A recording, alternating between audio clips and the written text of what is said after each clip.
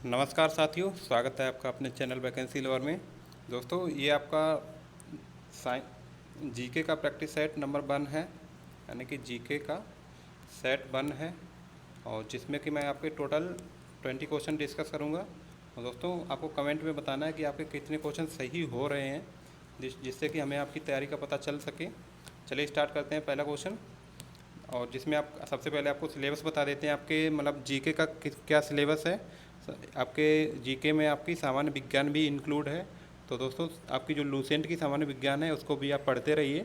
And आपका स्वास्थ्य एवं स्वास्थ्य विज्ञान हो गया, भारत का इतिहास हो गया, स्वतंत्रता संग्राम हो गया। तो दोस्तों, इतिहास में भी आप मतलब इंडियन नेशनल मूवमेंट जो है आपका, उसको आप अच्छे से कवर करिए। एंड आपकी इंडियन इकोनॉमी हो गई, एंड संस्कृति हो गई, और भारतीय कृषि हो गई, वाणिज्य एवं व्यापार, जनसंख्या, पर्यावरण, नगरीकरण, एफडीआई, और विश्व का भूगोल, भारत का भूगोल, प्राकृतिक संसाधन, राष्ट्रीय अंतर्राष्ट्रीय महत्व के समसामयिक विषय, और जो जो भी आपका यूपी स्पेशल में आता है, उत्तर प्रदेश की शिक्षा, संस्कृति और सामाजिक प्रथाओं के संबंध में विशिष्ट जानकारी, और उत्तर प्रदेश में राजस्व, पुलिस व सामान्य प्रशासनिक व्यवस्था, भारत और उसके पड़ोसी देशों के बीच संबंध, कंप्यूटर कौशल की आधारभूत जानकारी, सूचना एवं संचार प्रौद्योगिकी का मौलिक आधारभूत ज्ञान, और सोशल मीडिया कम्युनिकेशन। ठीक है दोस्तों, तो यहाँ से आपके क्वेश्चन बनेंगे जीके में, जिनको आप अच्छे से पढ़ते रहिए, क्योंकि दोस्तों इसमें आपको स्कोर सभी में करना है। 50% तो सभी में लाना ही लाना है। इस वजह से अभी मैं आज से आपका जीके का प्रैक्टिस सेट भी स्टार्ट कर दिया हूँ। और सबसे पहले पहला क्वेश्चन देख लेते हैं। इसमें आपका दिया गया चांदी का सिक्का, यानी कि जिसको टका बोलते थे, किसने चलाया था। यानी कि आपको जो टका था वो किसने चलाया था। दोस्तों, आपको इसका आंसर देना है। तो दोस्तों, आपको बता दें कि आपका जो इल्तुतमिश था ना, तो गुलाम वंश का ये शासक, मतलब गुलाम वंश का शासक था। इन्होंने 2 महत्वपूर्ण सिक्के चलाए थे। एक था चांदी का टका तथा तांबे का एक होता था जीतल। यानी कि टका होता था आपका चांदी का, और चांदी का होता था टका, और आपका तांबे का होता था जीतल, जिसको जीतल बोलते थे। ठीक है दोस्तों, ये इसने इल्तुतमिश ने ही चलाए थे। और इल्तुतमिश ने सिक्कों पर क्या था, टकसाल के नाम पर अंकित करने की परंपरा को भी आरंभ किया था। और इल्तुतमिश पहला तुर्क सुल्तान था जिसने शुद्ध अरबी सिक्के चलवाए। इसके साथ ही इल्तुतमिश ने बदायूं की जामा मस्जिद का निर्माण भी कराया था। और 1229 में बगदाद के खलीफा ने इल्तुतमिश को सुल्तान ए आजम की उपाधि से नवाजा था। तो दोस्तों, अगर आपसे पूछा जाए कि सुल्तान ए आजम, सुल्तान ए आजम, तो दोस्तों आप किसका नाम लेंगे। सुल्तान ए आजम, तो दोस्तों आप इल्तुतमिश का ही नाम लेंगे। ठीक है दोस्तों, अब चलते हैं नेक्स्ट क्वेश्चन पर। निम्न में से किस सिख गुरु ने अमृतसर की आधारशिला रखी थी।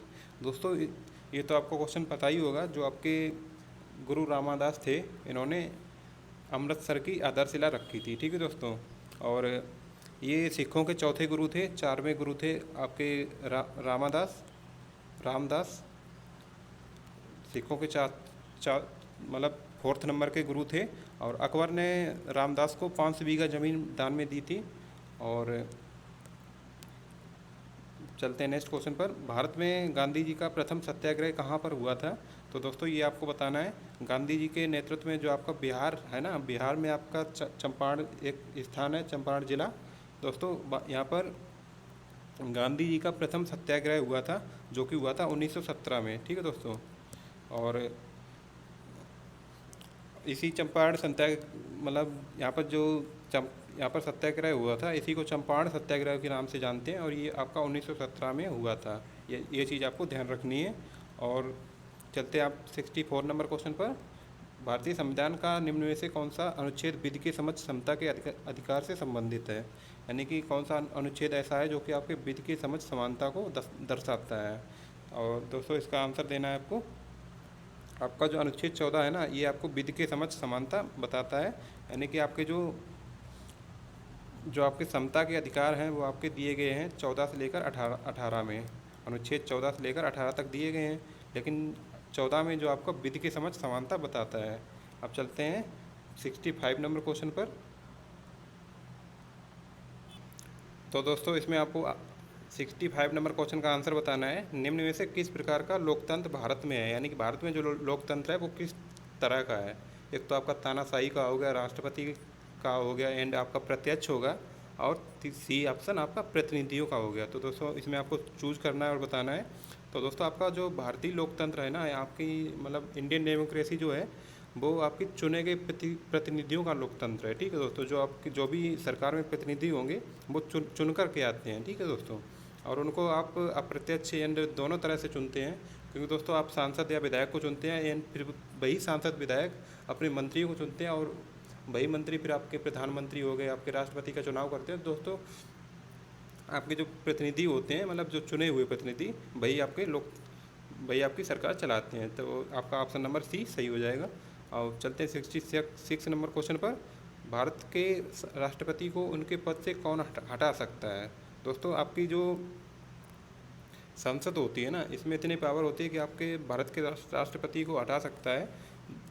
तो दोस्तों इसमें आपका अनुच्छेद 61 जो होता है अब हमारे संविधान का, वो दोस्तों अब हमारे राष्ट्रपति के महाभियोग से संबंधित है। दोस्तों आप इसको अच्छे से ध्यान रखना। महाभियोग जो होता है, महा राष्ट्रपति को हटाने के लिए उसके पद से महाभियोग की प्रक्रिया लाई जाती है, और ये अनुच्छेद 61 के तहत लाई जाती है। और इसके लिए आवश्यक ये भी है कि राष्ट्रपति को 14 दिन पहले आप उसको सूचना दे दी जाती है लिखित में, और जिस पर सदन के 1/4 सदस्यों के हस्ताक्षर भी होते हैं, यानी सदन के 1/4 सदस्य के हस्ताक्षर भी होने चाहिए उस पर, जो भी 14 दिन पहले उसको लिखित सूचना दी जाती है। अब चलते हैं नेक्स्ट क्वेश्चन पर, 67 नंबर क्वेश्चन पर। लोकसभा की बैठक आयोजित करने के लिए न्यूनतम कितनी संख्या में सदस्य उपस्थित होने चाहिए। दोस्तों इसमें आपको बताना है, मतलब लोकसभा की जो बैठक होगी उसको आयोजित करने के लिए अनुच्छेद 100 लोकसभा की बैठक को दर्शाता है। अनुच्छेद आपका जो 100 है, और उसमें आपका जितने भी कुल सदस्य होंगे उसके 1/10 होने चाहिए कम से कम। तो इसमें आपका कौन सा ऑप्शन सही हो जाएगा, यानी कि ऑप्शन नंबर बी सही हो जाएगा, कुल सदस्यता का 10वां भाग, और इसमें आपका अनुच्छेद 100 इसको दर्शाता है। ठीक है दोस्तों, अब चलते हैं नेक्स्ट क्वेश्चन पर, 68 नंबर क्वेश्चन पर। ब्रह्मांड के अध्ययन को क्या कहा जाता है। दोस्तों आपको बताना है ब्रह्मांड का अध्ययन मतलब किसके अंतर्गत किया जाता है। तो दोस्तों आपका जो कॉस्मोलॉजी होता है ना, कॉस्मोलॉजी खगोल विज्ञान की वह शाखा है जिसमें ब्रह्मांड से जुड़ी प्रत्येक वस्तु का अध्ययन किया जाता है। ठीक है दोस्तों, तो ये आपका ऑप्शन नंबर ए सही हो जाएगा। चलते हैं नेक्स्ट क्वेश्चन पर, 69। निम्न में से कौन सी रेखा भारत के लगभग आधे हिस्से में से गुजर के जाती है। मतलब जो आपका ये इंडिया हो गया, ये कुछ आपका इंडिया होता है दोस्तों, सही नहीं बन पाया। ठीक है दोस्तों, यहाँ से आपके बीच से ये रेखा गुजरती है, मतलब ये कौन सी रेखा इसको बोलते हैं। तो दोस्तों आपकी जो कर्क रेखा जो होती है वो दोस्तों इंडिया के बिल्कुल बीच से होकर के जाती है, मतलब ये इंडिया को 2 भागों में विभाजित कर देती है आपकी कर्क रेखा। ठीक है दोस्तों, और अब बात करते हैं आपके 70 नंबर क्वेश्चन की। भारत के किस राज्य में सर्वाधिक वर्षा होती है। तो दोस्तों आपको पता ही होगा कि आपका जो मेघालय राज्य है ना, मेघालय में आपका चेरापूंजी स्थान पर सबसे अधिक वर्षा होती है। चेरापूंजी यहाँ पर सबसे अधिक वर्षा होती है। ठीक है दोस्तों, चलते हैं नेक्स्ट क्वेश्चन पर। भारत में कर्मचारियों हित महंगाई भत्ता तय करने का आधार क्या है। मतलब जो आपकी कर्मचारियों की महंगाई भत्ता को, जो आपका डीए होता है उसको मतलब किस तरह से नापेंगे, कब, मतलब उसकी कौन सी संस्था होती है जो कि इसका आकलन करती है, ये आपको बताना है।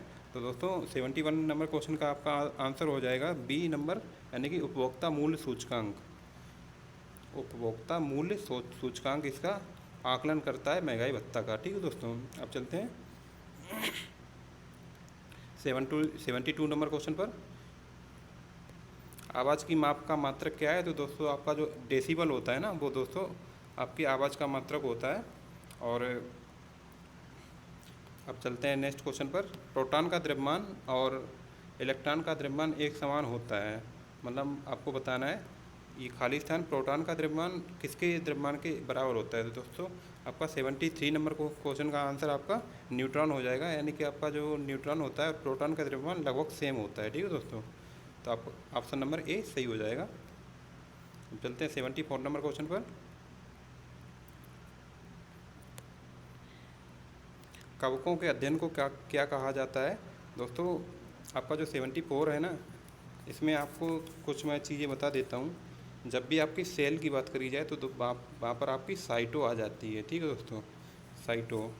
और आपकी अगर माइकोलॉजी की बात करें तो जीव विज्ञान की यह वह शाखा है जिसके अंतर्गत आनुवंशिकी और मतलब यहाँ पर माइकोलॉजी जो आपकी है, यहाँ पर आपकी जो भी डीएनए वगैरह से क्वेश्चन रहते हैं वो उनका अध्ययन किया जाता है। और दोस्तों आपकी जो कवकों के अध्ययन की अगर हम बात करें तो दोस्तों